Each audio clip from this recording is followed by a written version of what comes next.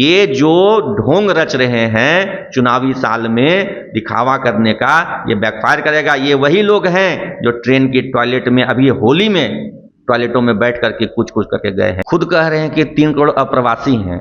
3 करोड़ अप्रवासी क्यों हैं?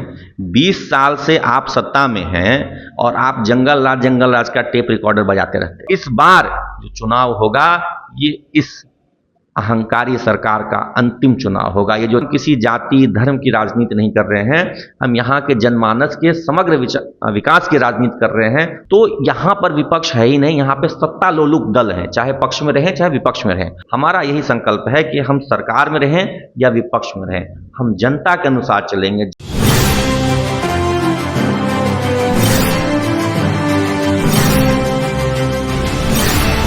नमस्कार, स्टार टीवी बिहार देख रहे हैं आप। मैं हूं सानिया आपके साथ। बिहार में विधानसभा चुनाव को लेकर सियासी हलचल एक अलग मोड़ पर दिखाई दे रही है। बहुत सारे कंफ्यूजन है, सस्पेंस है, बहुत कुछ देखने को मिल रहा है। जन स्वराज के प्रदेश प्रवक्ता अमित विक्रम जी हमारे साथ मौजूद हैं। इनसे हम जानेंगे कि आखिर इनकी क्या राय है, जन स्वराज जो है क्या कुछ कदम उठाने वाली है आगे। और आपको बता दें कि प्रशांत किशोर ने आज निस्पतगंज में प्रेस कॉन्फ्रेंस किया, लोगों को बताया कि हाँ क्या कुछ कर रहे हैं बिहार को आगे बढ़ाने के लिए। तो हम इन सब चीजों के बारे में जानेंगे इनसे। बहुत बहुत स्वागत है सर। सबसे जी बहुत धन्यवाद, बहुत धन्यवाद। आपकी क्या राय है, क्या कुछ जन स्वराज करने वाली है आगे बिहार को आगे ले जाने के लिए? देखिए, जनस्वराज के जो मुद्दे हैं वो जाति धर्म से ऊपर उठ करके विकास को लेकर के मुद्दे हैं। और जनस्वराज ने जो 5 संकल्प अपने जारी किए हैं, उन 5 संकल्पों में आयु वर्ग और उनके कार्यक्षेत्र के हिसाब से बिहार की सभी जनता को कवर करने का प्रयास किया गया है।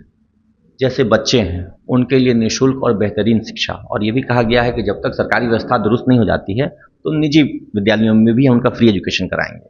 और जब हमारा एक सरकार एक समय तक रहेगा तो हमारी कोशिश ये रहेगी कि हम नेतरहाट के मॉडल पर बिहार के सभी प्रखंडों में कम से कम 5-5 स्कूल बना सकें, जिससे कि बच्चों को गुणवत्तापूर्ण शिक्षा मिल सके और सरकारी व्यवस्था में मिल सके। लेकिन जब तक वो व्यवस्था नहीं बनती है तो निजी व्यवस्था में भी उनको निःशुल्क शिक्षा मिले।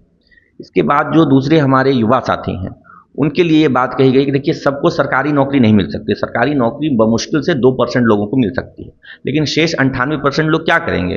तो उनके लिए व्यवस्था है कि हम लोग उनके लिए यहीं पर एक ऐसे रोजगार की व्यवस्था करेंगे, पूंजी की व्यवस्था करेंगे, ताकि वो स्वरोजगार कर सकें, उद्योग लगा सकें, बिजनेस कर सकें, व्यापार कर सकें, अपना दुकान खोल सकें, कुछ भी कर सकते हैं। जब उनके पास पूंजी की व्यवस्था होगी तो फिर अपना स्वरोजगार करने में सहूलियत होगी।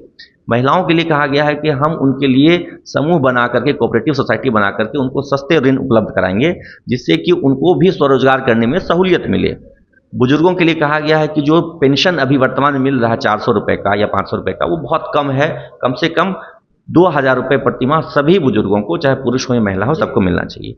और लास्ट में जो किसान हैं, किसानों के लिए कहा गया है कि मनरेगा को हम खेती से जोड़ेंगे, क्योंकि आज के समय में खेती जो है एक प्रोडक्टिव बिजनेस नहीं रह गया। वहाँ पे बस आदमी अपने जीवन चलाने भर अनाज उपजा पा रहा है, उससे कुछ फायदा नहीं, मुनाफा नहीं हो पा रहा है। तो मुनाफे की खेती के लिए हम लोग कैश क्रॉप्स को एनकरेज करेंगे और लेबर उनको जो है मनरेगा से प्रोवाइड करेंगे, क्योंकि लेबर की बहुत समस्या होती है। किसान जो अपनी तरह से खेती का अनुसंधान करना है कि लेबर कॉस्ट बहुत ज़्यादा हो गया है, तो हम उनको मनरेगा से लेबर प्रोवाइड करेंगे और वो कैश क्रॉप्स की और एक मुनाफे की खेती को वो बढ़ेंगे।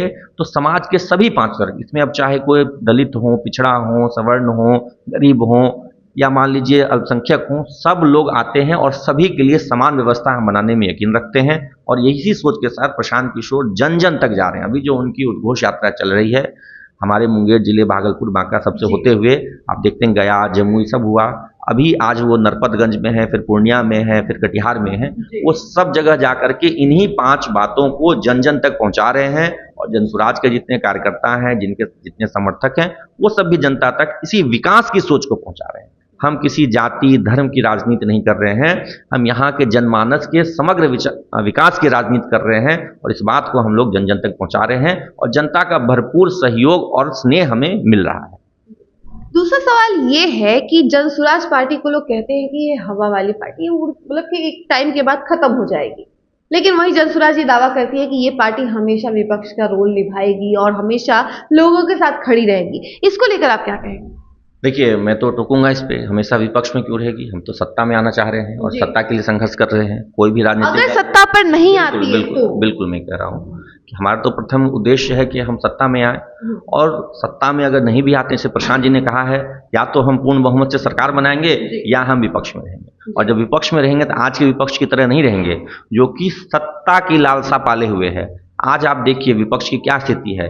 भाजपा विपक्ष में थी, वो ये सपना देख रही थी कि कब नीतीश जी पलटी मारेंगे और हम सत्ता में आ जाएंगे। अभी तेजस्वी जी हैं, वो अभी 1.5 साल पहले वो सत्ता में थे, तो उनके मन में भी यही चलता रहता है कब नीतीश जी पलटी मारेंगे और हम सत्ता में आ जाएंगे।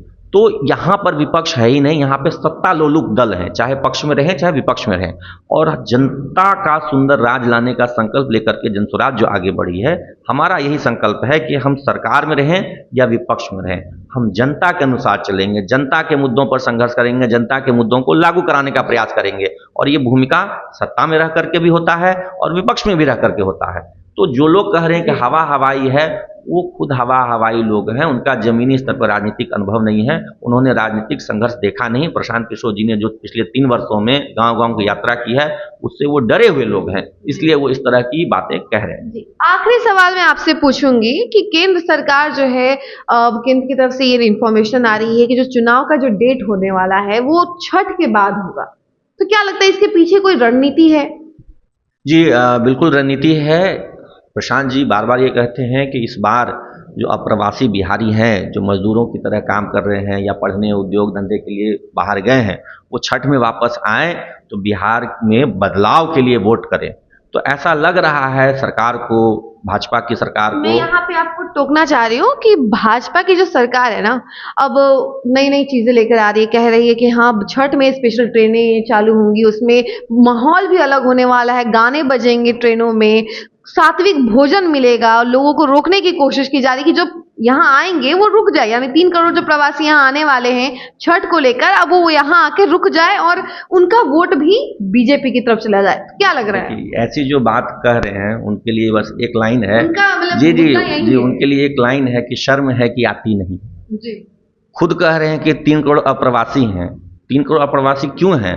20 साल से आप सत्ता में हैं और आप जंगल राज का टेप रिकॉर्डर बजाते रहते हैं। 20 साल में अगर आपने सही से बिहार का विकास किया होता तो आप 3 करोड़ अप्रवासी नहीं होते मजदूर, 3 करोड़ दूसरे राज्यों से बिहार में रोजगार खोजने आते। हमारा ये संकल्प है कि हम लोग बिहार में रोजगार के साधन पैदा करें, व्यवसाय उद्योग लगाएं, ताकि बिहारियों को बाहर नहीं जाना पड़े। और जो लोग ये रणनीति रच रहे हैं, ये जो स्वांग रच रहे हैं कि गाना बजाएंगे, सात्विक भोजन देंगे, नया नया ट्रेन देंगे, ये इन पर बैकफायर करेगा। ये जो ढोंग रच रहे हैं चुनावी साल में दिखावा करने का, ये बैकफायर करेगा। ये वही लोग हैं जो ट्रेन की टॉयलेट में, अभी होली में टॉयलेटों में बैठ करके कुछ कुछ करके गए हैं। पिछले साल छठ, दिवाली, लगातार हर साल तो वही कहानी है। कोई साल ऐसा थोड़ी ना है कि एक साल भीड़ है अगले साल नहीं है। हर साल की वही कहानी है कि ट्रेन के टॉयलेट में बिहारी सफर करने को मजबूर है। दिल्ली, गुजरात और महाराष्ट्र जा रहा है, और इस बार चुनाव आ रहा है तो कह रहे हैं हम नई नई सुविधाएं देंगे, विशेष ट्रेन देंगे, सात्विक भोजन कराएंगे। इस सब चाल को जनता समझती है कि चुनावी साल में ये लॉलीपॉप दे रहे हैं। लेकिन हम लोग जमीन से जुड़ करके जनता के बीच जाकर के जब अपनी बातों को कह रहे हैं, तो महिलाएं खास करके इस बात को स्वीकार कर रहे हैं कि हाँ, उनका बेटा, उनका पति मजबूरी में दूर रहकर कमा रहा है।